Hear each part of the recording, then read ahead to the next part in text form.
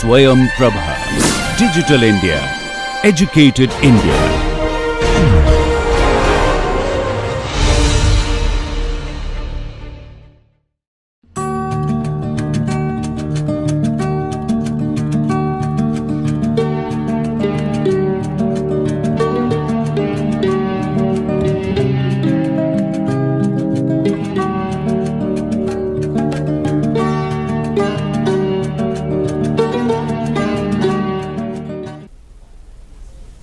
Hello and welcome. In this session, we are going to talk about various legal forms of enterprises or businesses that one can start and what kind of ownership and their implication. So, we are going to make a comparative analysis of the different forms of businesses and their implications. And then eventually, you have to decide what kind of businesses or what kind of legal form that is suitable for your business. So, there are various forms. One is sole proprietorship, where a single person starts a business and he or she is a sole proprietor of everything, whatever he or she does. Then partnership, more than one person, obviously they become partner, is almost like sole proprietorship, but more than one proprietor, that is partnership. Then there are one person company. Proprietorship and partnerships are normally called firms, but rest are mostly called companies, like which are whose liability is limited. They are limited by shares, and we'll talk about that moving forward. Then there are limited liability partnership, private limited company, public limited company. Then there are cooperatives.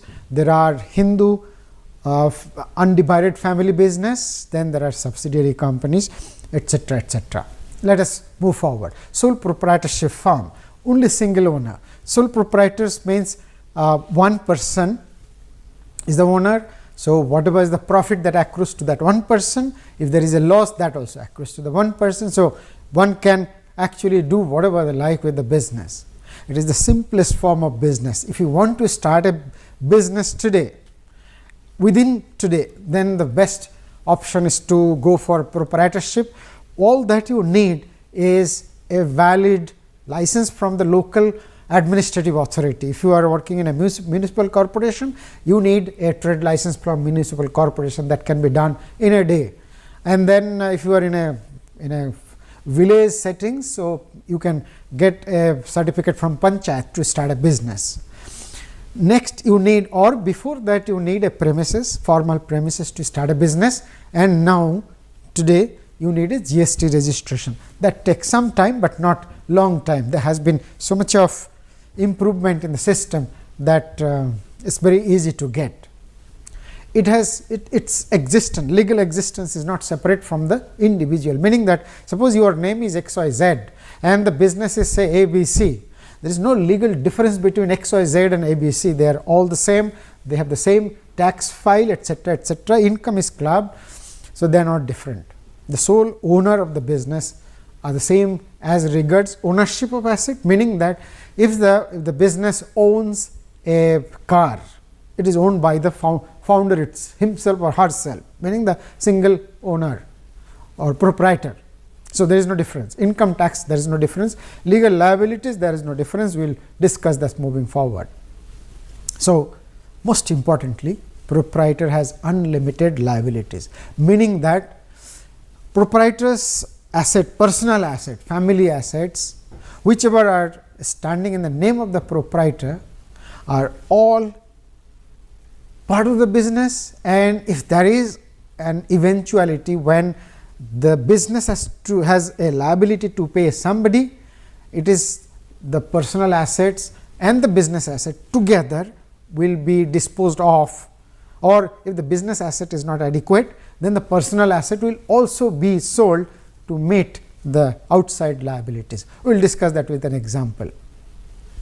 Other features: the proprietor has full control, meaning that he or she can make any decision about the business, put hard work, and can gain whatever is the fruits of the hard work, can relax, and then nothing will come. So, it is up to him or her to decide.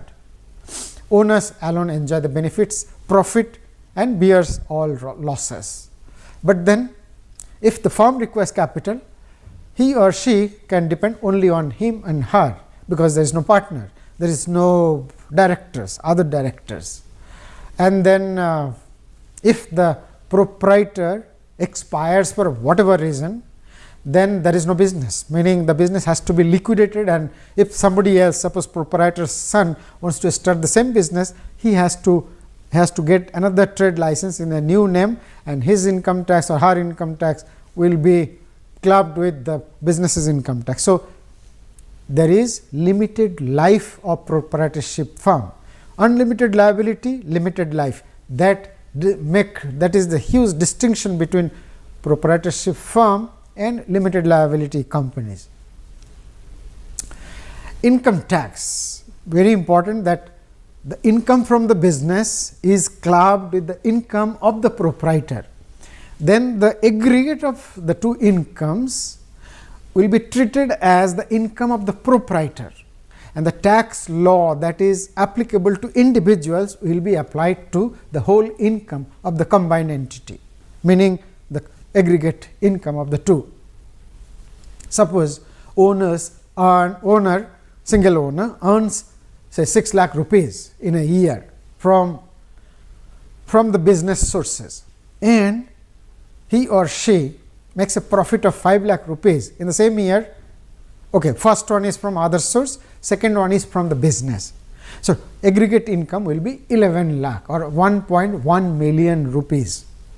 Now, income tax will be paid on 11 lakh or 1.1 million rupees based on rules applicable to income tax for individuals. Meaning, if there is a salaried person whose income is 1.1 million rupees, whatever income tax he or she is going to pay, this proprietor whose aggregate income is 1.1 million will also pay the same amount of income tax. Unlimited liabilities, this is the most important part in proprietorship firm.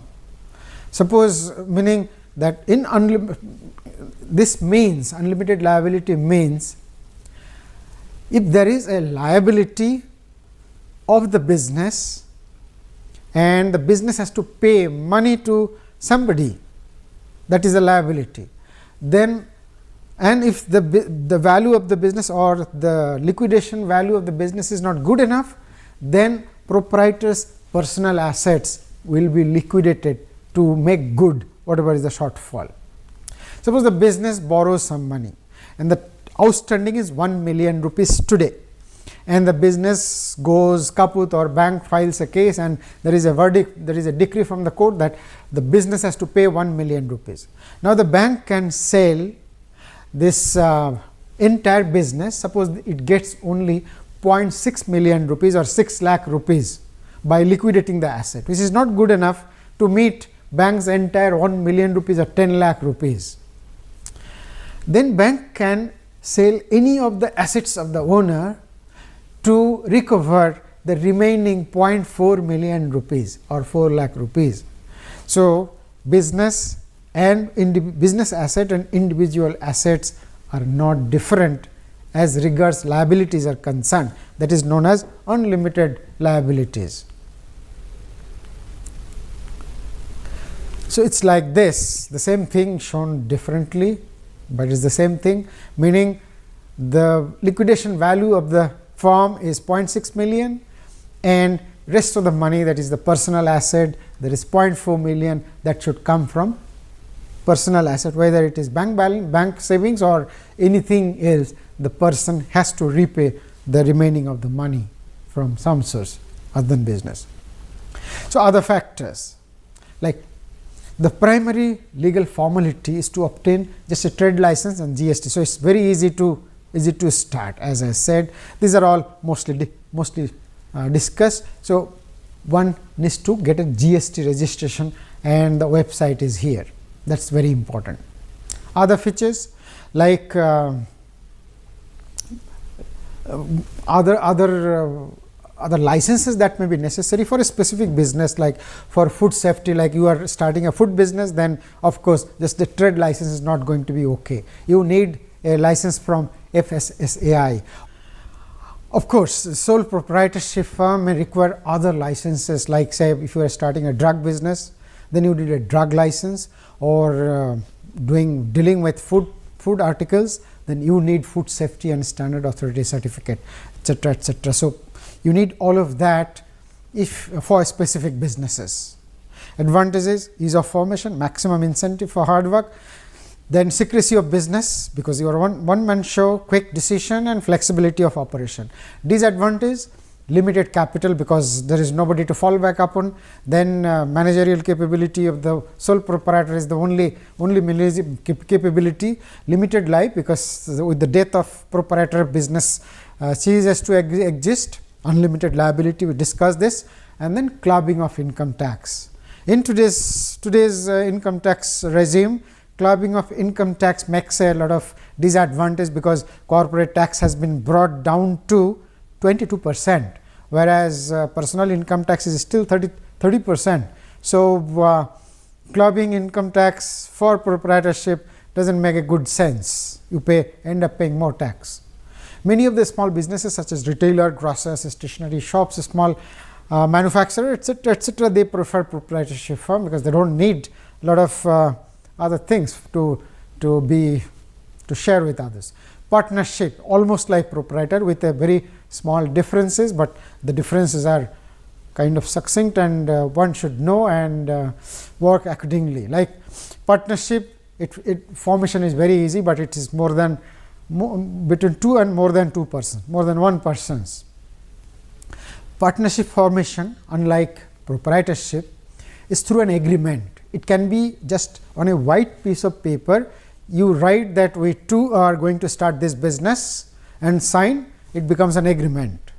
Without an agreement also, partnership can be started with verbal agreement. If you do that on a stamp paper, get it registered in the registry office, land registered office. There is a registered office in every block development offices. That becomes a registered partnership deed that is tenable in the court of law.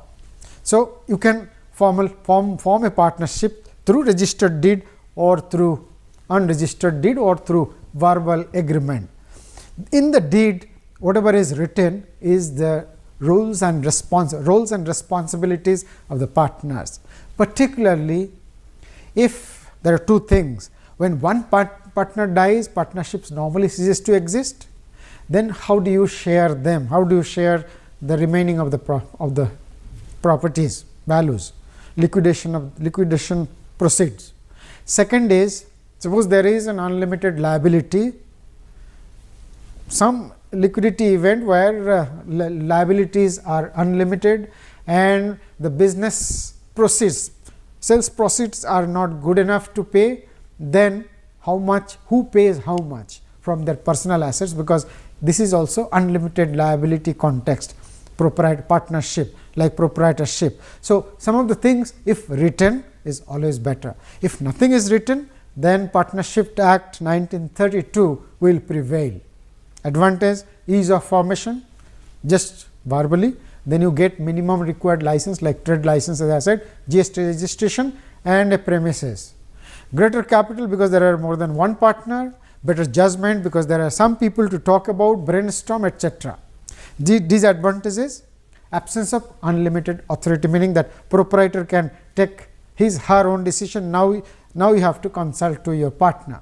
Liabilities, liability for action of other partner, like somebody does some mischief or makes some mistakes, then you have to suffer as well. The implication, the eventualities. Here also life is limited. Usually the firm is dissolved when any of the partners expires. Unlimited liability, like proprietorship firm, here also liabilities are unlimited, meaning that if the company takes a loan from a bank or some organization or does something for which court decrees to pay penalty, which is more than the value of the company, then the partner's personal assets will be sold to meet all the liabilities.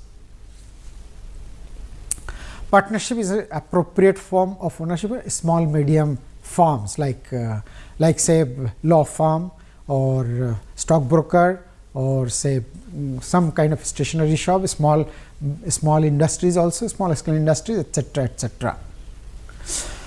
Now, the liabilities are unlimited, as I have been saying time and again, because that's very important factor. Two factors are most important: unlimited liabilities and limited life, meaning if one of the partners expires, then the business ceases to exist. So, that is very important. Here is an example about unlimited liabilities. Suppose you borrow some money and today the outstanding balance is 10 lakh rupees or 1 million rupees. Now, suppose you are selling the business, you get only 6 lakhs rupees, meaning by selling all the assets of the business, you cannot make the 10 lakh rupees that you have to pay to the bank or whosoever is the claimant. Then your personal asset will be sold to make 4 lakh rupees and make 10 lakh rupees to liquidate the entire liability. Very important.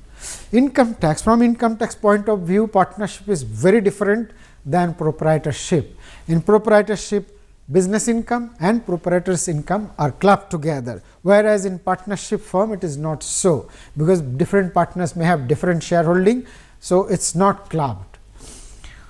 The partnership firm pays tax as per income tax law, and presently partnership firm will be paying income tax at the rate of 22%, whereas individual partners may get salary from the business itself or from any other sources. They can earn money and then they will have to pay tax at the rate of 30%, that is their individual tax. So, partnership firm is better off as regards tax is concerned, income tax is concerned.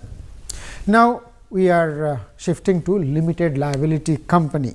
Company means normally we refer to limited liability, where an individual's liability, individuals meaning a part owner of a company or owner of a company, is limited to the total value of the business, whatever is his or her share in the total value of the business at any point of time. Like in the previous example, if the business value is 6 lakh rupees and some liability arises of say 10 lakh rupees, then business will be liquidated and 6 lakhs rupees only will be paid, which is the liability of the owners. Their personal assets will not be touched. That is the primary meaning of limited liability. And same examples here. Suppose the company borrows some money and then present day outstanding is 10 lakh rupees, and by liquidating the company you can realize only 6 lakh rupees, then only 6 lakh rupees will be paid to the bank. Remaining 4 lakh rupees cannot be recovered from owners' personal assets or the owners or founders' personal assets. Their personal assets is protected from outside liability or business liabilities, like that. The first type of limited liability company is one person company. This is a very new, this has been done through a new act called Companies Act 2013. Through this, now a single person, a man or a woman, can start a limited liability company. So, he or she enjoys all the benefit of a limited liability company, whereas he or she has full control over the company. They get full benefit of hard work in the company.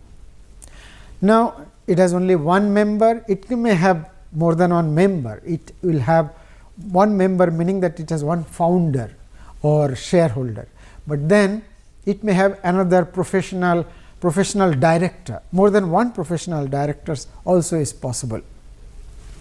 There may be a nominee besides the member, the sole owner of the business. There can be outside directors without shareholding. The main advantage of OPC is that a single individual now can be owner of a limited liability company. That is the most beautiful part of this. Now, how to start a an OPC. Step 1, you fill this, apply for digital signature, that is a must for anybody who becomes a director. So, digital signature is very important, and then you apply for director's identification number. Every director in the country has a unique number. In as whatever number of companies he or she becomes director, this number remains unique. And then you have to find a unique name. So, you run for unique name identification, request for unique name identification, and then once you get the name, then you submit the document like memorandum of articles and articles of association, submit that in ROC or MCA, and then eventually MCA gives you registration or MCA registered your company.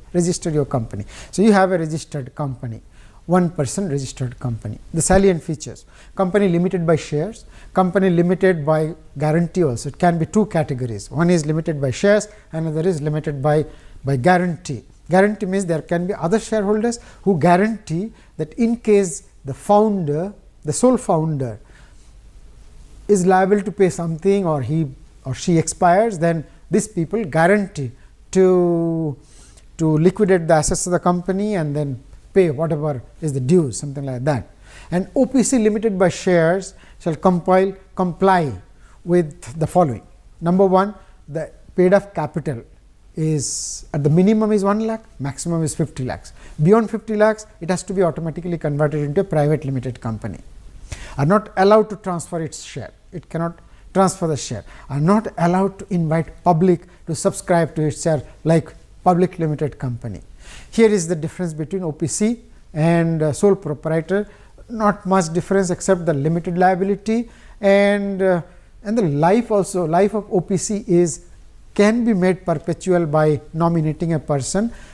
In the case of expiry of the sole director of the OPC, the nominee automatically becomes the director. So, there is a significant difference. Conversion of OPC: if the OPC has to be converted into a private limited company, the shareholding or paid up capital has to be more than 50 lakhs, or it will be automatically converted if the turnover in the previous 3 years, average turnover of the previous 3 years, annual average turnover is more than 2 crore. Or voluntarily they can convert, even if the turnover is not 2 crore, by raising paid up capital up to beyond 50 lakh, it can be converted into a private limited company. Single promoter, so full control, full ownership, uninterrupted existence, because nominee becomes director in case of expiry of the sole founder. Easy transferability, borrowing capacity is more because limited liability company, etc. Then transfer of ownership is through nominee or director. Limited liability partnership, this is another similar kind of, or maybe the similar like proprietorship and partnership. Here single person company and limited liability partnership, meaning more than one directors and limited liability. So, this was results of Act 2008, and here LLP or limited liability partnership firm, they combines the flexibility of partnership firm and the flexibility of a limited liability company. So, that becomes LLP. It allows its member the flexibility of organizing their internal management on the basis of mutually arrived agreement like the partnership firm, but they have limited liability. Now, small and medium enterprises like say particularly law firm or stockbrokers are all like nowadays, like intellectual property firm, they are all mostly LLPs. Particularly professional firms, even many doctors starting a company becomes a limited liability partnership. Now, the most widely used legal structure of businesses is the private limited company format, meaning most of the startup you find are private limited. So, private limited firm has minimum of 2 directors and maximum can be 200. Limited liability, it is a voluntary, meaning willing association, and that is the structure. The liability of each member or owner is limited to the extent of the ownership in the company. So, if the company value is 100 crore rupees and a particular person who is holding 10% of the company, so he or she holds or is owner of 10% of the firm, because his shareholding is 10%. Now, so his liability or her liability is limited to the 10 crore. Now, if the company is liquidated and there is a claim of 1000 crore by some external entity, that 1000 crore will be recovered only by selling the company, whatever is recoverable. Their personal asset will not be touched, or they are not liable to sell their personal asset to make good that. That is what is limited liability. In the case of default, the creditors or lenders to the company cannot lay their hands on the personal assets of the owner. Transfer of shares is limited to its members and not allowed to invite general public, unlike public limited company. They keep control of a business within a limited circle and maintain the privacy of the business, because it is not public limited. So, they are not liable to share information to the public. What is limited liability? Same example, 10 lakh rupees is the bank liability. Bank is supposed to get, there is a decree by the court that bank has to recover 10 lakh rupees, sell the company, get only 6 lakh, bank can recover only 6 lakh. They cannot recover anything more. Even though the founder may have crores of rupees in their bank, bank cannot touch that, because it is a limited liability company.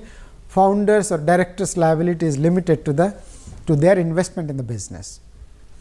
Now, advantage, continuity of existing. Private limited company has life till perpetuity, meaning that perpetually their existence can be guaranteed. Even if all the directors die, a new set of directors can take over. So, there is no life is continuous, continuity of existence. Then liabilities are limited, then shares are transferable within the members only, not outside the member. There is less legal restriction compared to public limited company. Disadvantage, shares are not absolutely or freely transferable to public at large, which can be done for public limited companies, not allowed to invite public to subscribe to their equity. Then scope of promotional fraud, meaning this is not so much of a point, like there are many directors, if somebody does some mischief, other directors are also liable. Or maybe they kind of pull together and then hatch some conspiracy by themselves, which is not possible in a public limited company, because they are kind of exposed to the public. Undemocratic control, since major decisions are not based on public shareholders. Private limited company and limited liability partnership firm. You can read that later. I am not going to spend a lot of time on this. Public limited company, which is like all the companies which are listed in stock market, are public limited company. But know for a fact that it is not necessary that a public limited company has to list their share in stock market. All the companies which are listed in stock market are public limited, because only public limited company can invite public to subscribe to their shares, and those shares are listed. But then one can start or convert their private limited company into a public limited company, but they may decide not to issue shares to the public, not to list their share in the stock market. All are possible. So, this is exactly like private limited company, with the primary difference being that public limited company can invite public to subscribe to their shares.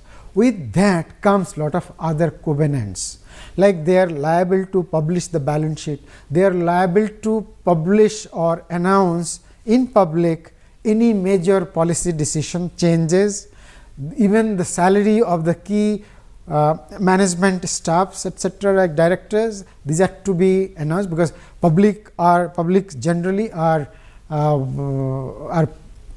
investors. So, they have the right to know what is happening inside the company. So, companies have to periodically or even on a regular basis announce whatever is happening in the company that has significant implication on the performance of the company, for the benefit of the investors per se, because investors would like to know, suppose there is a fire in a factory. So, immediately the company has to tell the public that, look, there is a fire and our production is going to be hampered for 10 days, 15 days or whatever. So that they can make an informed decision whether to continue holding the share or sell it and then go to invest in another company. Here is the difference between public limited and private limited. Then there is something called joint Hindu family, which is not really so much of a important issue. Here one can, if somebody is interested, you can read that. Then subsidiary company, this is important. Subsidiary companies are companies promoted by another company. So, it can be, say, suppose Reliance Industries, they have many subsidiaries companies where they hold share, maybe partial, maybe part of the shares or maybe complete share. So, if in a subsidiary company they are holding all the shares, it is called wholly owned subsidiary. If they hold only partial share, it is not really called wholly owned subsidiary, but just a subsidiary. And the company who is holding shares of the subsidiary called parent company. Many foreign companies have subsidiaries in India, and the structure of the subsidiary can be private limited, can be partnership, can be anything. There is no rule that it has to be of certain type. Then there are cooperative. These are normally promoted by group of people of similar interest or collective interest. So, they will join together and decide that, okay, let us have some kind of a formal platform from where we can collect money and do something for our society, meaning a close society to which they belong. So, it is kind of a cooperative society. So, normally for a cooperation on the basis of cooperation, a society is formed. It is called cooperative society. I am not going to discuss in detail. If anybody is interested, they should visit respective website to get this. The salient feature is that there should be 10 or more members and they should do something for, it is a non-profit, they are not going to make profit. Profit is not the motive. Doing good to the closed society is the motive.